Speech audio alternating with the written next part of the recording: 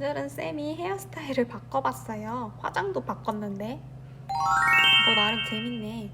아 맞다 친구들, 이전까지는 EBS 수업을 들을 때 부적정 수강생을 찾지 못했는데 중복 로그인을 하거나 아니면은 매크로 쓰는 친구들 전부 다 잡아낼 수 있어요. 막 스킵하거나 다른 강의랑 동시에 듣지 말고 이것만 들어야 돼요. 선생님 이거 편집하고 촬영하고 하느라 시간 엄청 많이 들이거든요. 선생님이 이렇게 노력하니까 친구들도 선생님 노력 잘 알아주고 잘 들어줬으면 좋겠어요. 자, 그러면 우리 지난 시간에 배웠던 거 계속 진행을 해볼게요. 우리 지난 시간에는 다빈치의 그림에 대해서 배웠어요. 다빈치의 모나리자에 대해서 특히 많이 배웠고, 그리고 영상 2개를 보고 왔죠. 하나는 원근법에 대해서 들었고, 다빈치 모나리자의 도난 사건에 대해서 이야기를 들었어요. 자, 그러면 우리 르네상스 3대 화가 다빈치, 미켈란젤로, 라파엘로에 대해서 조금 더 알아볼게요. 자, 지금은 미켈란젤로에 대해서 수업을 해볼게요. 미켈란젤로, 이거 본 적 있나요? 이거는 바티칸에 있는, 바티칸이 어디에 있죠? 세상에서 가장 작은 나라라고 볼 수 있어요. 이탈리아 로마에 가면은 바티칸으로 들어갈 수 있고, 바티칸에는 이렇게 교황님이 사는 곳이에요. 거기에 시스티나 성당이라고 하는 곳이 있는데 그게 엄청 오래된 건물이에요. 그 시스티나 건물 성당으로 들어가면은 미켈란젤로나 아니면 라파엘로 같은 화가들이 그린 벽화가 있어요. 자, 대표적인 게 바로 이 그림이에요. 이게 시스티나 성당의 천장화예요. 천장화가 뭐죠? 우리 천장에 그림을 그린 거예요. 자, 이거 한번 봐보세요. 엄청 그림이 빽빽하게 많이 그려졌죠.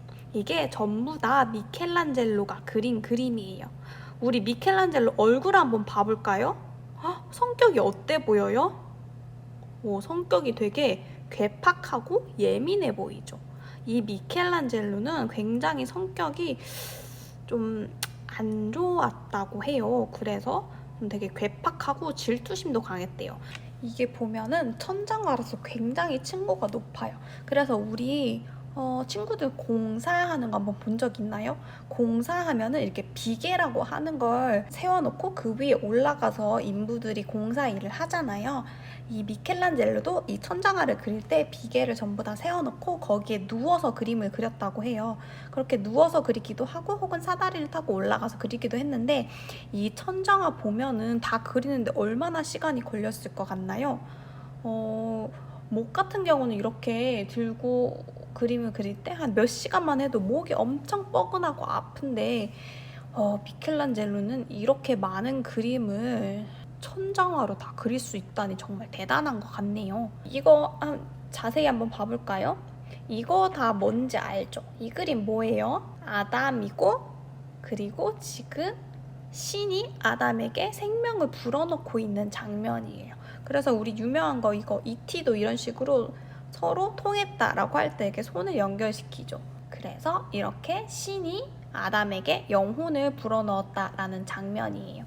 그리고 아담과 이브 내용, 뱀이 유혹하는 장면 등 이렇게 다양한 성경에 나오는 이야기들을 그림으로 표현을 해놨어요. 그리고 그 옆을 보면은 마치 건축의 구조물 같아 보이는데 이것도 하나하나 그림으로 다 그린 거예요. 이거는 조각이 아니라 그림을 마치 조각처럼 표현한 거예요. 엄청 잘 표현했죠. 이게 15세기 그림인데 벌써 이 정도 수준에 도달을 했어요. 정말 미켈란젤로 천재 같죠. 근데 미켈란젤로는 이렇게 회화도 잘 그렸지만 본인 스스로는 조각가라고 칭했어요. 미켈란젤로는 회화보다 조각을 훨씬 더 좋아했고 조각 작품이 더 유명한 게 많아요. 이거는 피에타라고 하는 건데 성모 마리아가 이렇게 예수님을 안고 있는 장면이에요. 이거는 미켈란젤로가 25살 때 완성을 시킨 작품이에요. 선생님보다 어릴 때 만들었어요. 와, 진짜 대단하죠. 그 다음엔 라파엘로가 그린 그림이에요. 이거 제목은 이거 뭐 하는 장면 같아요? 가운데 예수님이 계시죠. 예수님이 이렇게 손을 들고 뭔가를 하고 있어요. 그리고 그 밑에는 악마들이 있고 그 위에는 천당으로 올라가는 사람들이 보여요. 바로 최후의 심판이라는 작품인데 사람이 죽었을 때 예수님이 이렇게 최후의 심판을 내려요. 너는 생에 좋은 일을 많이 했으니 천국으로 올라가면 된다 라고 하면 천국으로 올라가고, 너는 나쁜 일을 많이 했으니 지옥으로 가야 된다 라고 하면 이렇게 지옥으로 내려가서 악마들에게 고통받고 있는 장면을 그린 거예요. 자, 그거 말고 이거는 아테네 학당이라는 작품인데 우리 이 사람들은 어떤 거 같나요? 이게 라파엘로가 그린 그림인데 가운데 이 사람은 누굴까요? 친구들 아는 철학가들 있나요? 철학자들? 이 수염난 아저씨는 그 옆에 파란색을 옷을 입은 사람은 아리스토텔레스를 표현을 한 거예요. 근데 우리 라파엘로가 우리 뭐 다빈치, 미켈란젤로, 라파엘로가 전부 다 동시대 사람들이었죠. 그들 간의 관계는 어떻게 됐을 것 같나요? 자, 일단 얼굴을 보고 한번 유추를 해볼까요? 일단 다빈치 어때요? 다빈치 엄청 노인이시죠. 가장 연세가 많으셨고 먼저 미술계에서 인정을 받았던 사람이에요. 그래서 이 라파엘로는 굉장히 젊은 작가였고 당시에 다빈치는 이미 인정을 받은 미술계의 권위자였어요.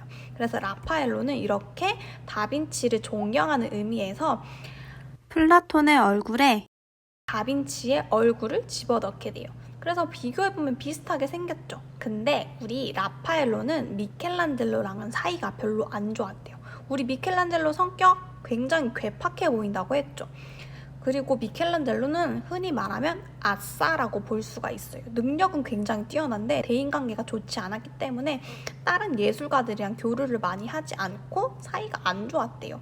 반면에 라파엘로 얼굴 한번 볼까요? 일단 라파엘로는 이 세 명 중에서 가장 젊어요. 젊은데 어린 나이에 성공을 했고, 또 얼굴 한번 봐볼까? 오, 되게 미소년 같죠? 머리도 이렇게 길고 뭔가 여리여리하고 미소년이었었대요. 그래서 잘생겨서 인기도 많았고 성격도 굉장히 좋았대요. 그래서 두루두루 화가 사이에서 인기가 좋았었는데 미켈란젤로가 보기에 어린 놈이 얼굴도 기생 오라비처럼 생겼는데 그림도 잘 그리네? 그러면 좀 기분이 어떨까? 괜히 좀 시샘이 들긴 하겠죠. 그래서 라파엘로와 미켈란젤로는 사이가 그다지 좋지 않았대요. 그러면 우리 라파엘로가 다빈치의 얼굴을 이렇게 플라톤의 얼굴에 그려 넣었는데 미켈란젤로는 어디다 집어넣었을까? 어떤 사람이 미켈란젤로 같아요? 여기서 가장 아싸 같은 사람 누구야? 가운데, 제일 가운데 혼자서 이렇게 있는 사람 보이죠? 바로 이 사람. 가장 고독하고 아싸처럼 보이는 사람에다가 미켈란젤로의 얼굴을 그려 넣었어요. 그리고 잘 찾아보면 라파엘로 자기 자신도 이 그림에 넣었어요. 네, 바로 이 사람이에요. 혼자서 이렇게 정면을 바라보고 있는 사람을 자기 자신의 얼굴을 집어넣어서 그렸습니다. 그 외에도 여기는 아테네 학당이라고 해서 그리스 로마 시대에 유명했던 학자들을 집어넣었는데 뭐 유클리드나 피타고라스, 뭐 알렉산더 대왕 같은 그리스 로마 시대에 유명했던 학자들, 인물들을 그려 넣은 그림입니다. 그래서 이런 거 하나하나 알아보는 재미가 있어요. 자, 이제 르네상스 이후부터 다양한 화파들이 등장을 하게 돼요. 그 다음에 우리 많이 들어봤던 바로크, 로코코 알죠? 우리가 음악 시간에도 배웠죠? 바로크 시대에는 웅장하고 화려한 예술이 유행을 했어요. 자, 그림 보면은 굉장히 옷 엄청 화려하고 그림 스케일도 굉장히 컸어요. 이거는 벨라스케스라는 스페인의 화가 그린 그림인데 굉장히 색감도 화려하고 웅장한 느낌을 주고 있어요. 그 다음에 로코코 시대. 우리 로코코 시대 하면 마리 앙뚜아네트가 활동했던 시기죠. 이때는 좀 더 귀족 취향의 조금 더 화려하고 여성적인 취향의 그림들이 유행을 하게 돼요. 자, 이 그림 보세요. 원피스 보세요. 원피스 프릴이랑 엄청 풍성하게 굉장히 화려하고 아름답고 색감도 부드러운 특징을 가지고 있어요. 그래서 로코코 시대 때는 이렇게 섬세한 예술 장식이 유행한 그 다음에 이제 19세기로 넘어와서 신고전주의, 낭만주의, 자연주의, 사실주의 이렇게 다양한 화파들이 등장을 하게 돼요. 이후에 인상주의, 신인상주의 같은 다양한 화파들이 등장하게 되는데 자, 그림을 일단 한번 봐볼까요? 신고전주의는 어떤 느낌일까요?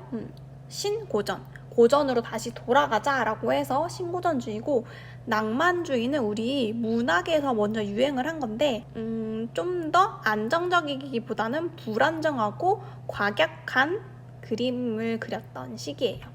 자연주의로 넘어가면 우리 농촌의 생활을, 자연의 풍경을 주로 담았다라고 해서 자연주의고, 사실주의 같은 경우는 이름이 사실주의인데 그림을 사실적으로 표현을 했다기보다 우리 이전의 그림의 주제는 어땠죠? 예전에 르네상스 시기의 그림의 주제는, 아니면 바로크나 로코코 시대 때는 어땠죠? 신이나 황제나 귀족 같은 사람이 그림의 대상이 됐어요. 하지만 사실주의, 이 그림 한번 보세요. 돌을 깨고 있는 농부와 옆에서 도와주는 조수, 어린아이의 그림을 그렸죠. 그래서 우리 예전에는 이렇게 귀족, 황제, 신 같은 좀 특별한 사람이 그림의 주제가 됐다면, 이제 사실주의부터는 우리 주변에서 쉽게 볼 수 있는 사실적인 대상을 그림의 주제로 삼았다라고 해서 사실주의라고 불려요. 이후 인상주의가 등장을 하게 되는데, 우리 인상주의 많이 들어봤죠? 우리 잘 아는 방고흐, 고갱 이런 사람들이 인상주의인데, 우리 19세기 때부터 그림이 굉장히 많이 바뀌게 돼요. 자, 이 그림 한번 보세요. 이게 인상주의의 가장 시초격이라고 볼 수 있는 모네의 그림입니다. 그림 느낌이 어떤가요? 예전 그림과 비교했을 때 굉장히 희뿌예요. 그리고 뭔가 완성작 같지 않고 미완성작 같아요. 그냥 붓터치만 몇 개 되어 있고 형태를 제대로 다듬지도 않고 그냥 붓을 물감으로 밑작업만 해둔 것 같아요. 마치 그냥 해돋이를 보는 인상만 표현한 것 같아요. 그래서 이렇게 인상만 포착했다라고 해서 인상주의의 명칭으로 불리게 됐는데, 이게 처음에는 조롱의 의미로 인상주의라고 불리게 됐대요. 이거는 그림이 아니야. 이거는 정성을 담은 그림이 아니라 단지 화가가 받은 인상만 대충 끄적거려 놓아서 인상주의라고 부르자라고 해서 조롱의 의미로 인상주의라고 쓰였지만, 이게 처음에는 이렇게 사람들한테 인정을 못 받았지만 근데 보니까 되게 예뻐. 그리고 우리가 일반적으로 알던 그림과 달리 새로운 느낌을 줘 라고 해서 여러 비평가들이나 다른 사람들의 마음을 뺏기게 돼서 점점 이 인상주의가 발전을 하게 돼요. 그래서 처음에는 인상주의가 등장했지만 그 다음에 신인상주의가 등장하게 되고, 그 이후에는 후기 인상주의라고 해서 우리가 잘 아는 반고흐가 등장을 하게 돼요. 자, 그런데 우리 인상주의가 왜 예전처럼 사실적으로 표현을 하지 않고 이렇게 작가가 받은 인상, 느낌을 표현을 하게 됐을까요? 우리 시기를 한번 생각해 봅시다. 우리 19세기 어떤 시기였죠? 19세기 어떤 게 발명을 하게 돼서 그림도 점점 바뀌기 시작됐어요. 왜 이렇게 안 돼? 우리 19세기에 어떤 게 일어났죠? 영국에서 산업혁명이 일어나게 돼요. 산업혁명이 일어나고 점점 기계나 산업이 발달을 하기 시작해요. 그러면 어떤 것도 발명이 되었죠? 우리 미술에 크게 영향을 끼칠 수 있는 게 바로 카메라가 발명이 돼요. 자, 우리 카메라가 발명이 되면은 미술의 수요가 어떻게 될까? 우리 이전에 미술의 목적은 초상화를 그리는 용도로 많이 사용이 되었죠. 아니면 실제 풍경을 그대로 포착하고 그림으로 표현하는 게 주 용도였었는데, 우리 카메라가 발명이 되고 내가 지금 내 얼굴 기록하고 싶어 라고 하면 그냥 카메라로 찍으면 되죠. 그리고 지금 보고 있는 풍경 나 기록하고 싶어 하면 카메라로 그냥 찍으면 됐어요. 자, 이제 카메라가 등장하고 나서부터 우리가 기록하고 싶은 것을 가장 잘 기록할 수 있는 수단은 그림이 아니라 사진이 되어버린 거예요. 그러면 우리 그림은 이제 존재 가치가 없어지게 되죠. 이제 그림을 아무리 잘 그려도 우리 사진을 따라갈 수 없죠. 그러면 화가들이 그림을 그리지 않을까? 그럼 이제 그림이 필요 없네? 자, 우리 그림 그리지 말아야겠다 라고 끝났을까요?